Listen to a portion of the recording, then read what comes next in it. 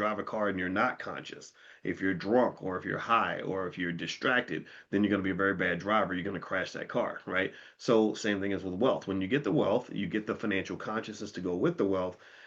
I think you have a really purpose-driven life at that point. I think that you have a meaningful life that has a lot of freedom that a lot of people don't get, and it's not as if these things are not accessible, right? That's the part that infuriates me is when they talk about it like it's not accessible and they sort of breed this hopelessness.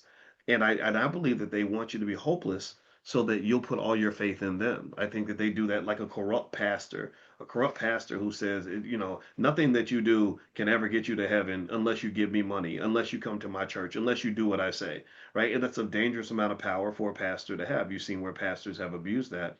And I think that nobody abuses that power more than some of our false leaders and some of our politicians. So one of the things I really believe is that you got to lead yourself. So again, I've never told anybody not to vote. I've never told anybody who to vote for. You guys have followed long enough, you know that I don't do that, right? And of course, though, because America's messy politically, people will say, Dr. Boyce is telling black people not to vote. I've never said that. Or Dr. Boyce is telling black people to be Republicans. Why would I tell you to be a Republican? I'm not a Republican.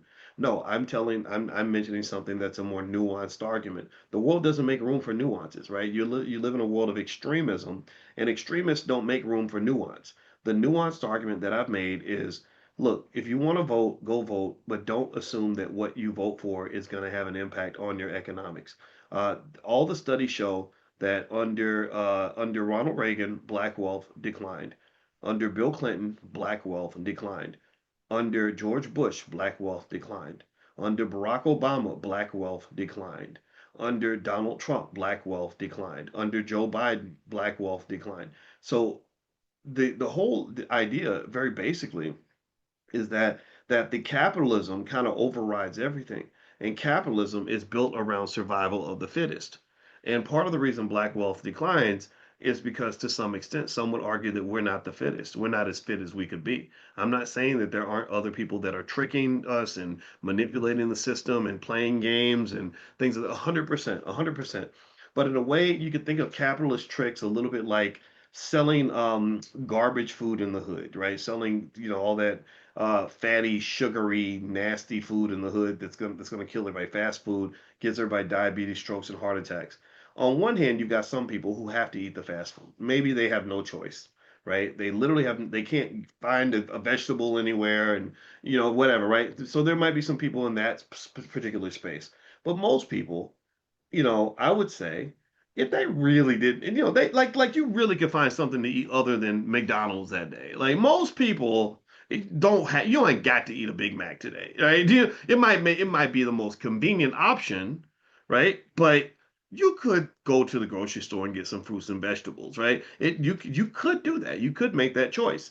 Or you could make the choice to go to the gym, right? Or exercise in your front yard, exercise in your living room, right? So when we sort of talk about it as if it's an impossible task, I get kind of furious about that because I think that is limiting. That's just a lie. It's a big old lie. I've known, and the reason I enjoyed talking about this is because I think I have some credibility because I've been poor. I've probably been poorer than everybody in this room. I didn't. My mama was 17. She had nothing when we were born. I mean, I had nothing when I came. Like we were broke. We were poor, poor, poor.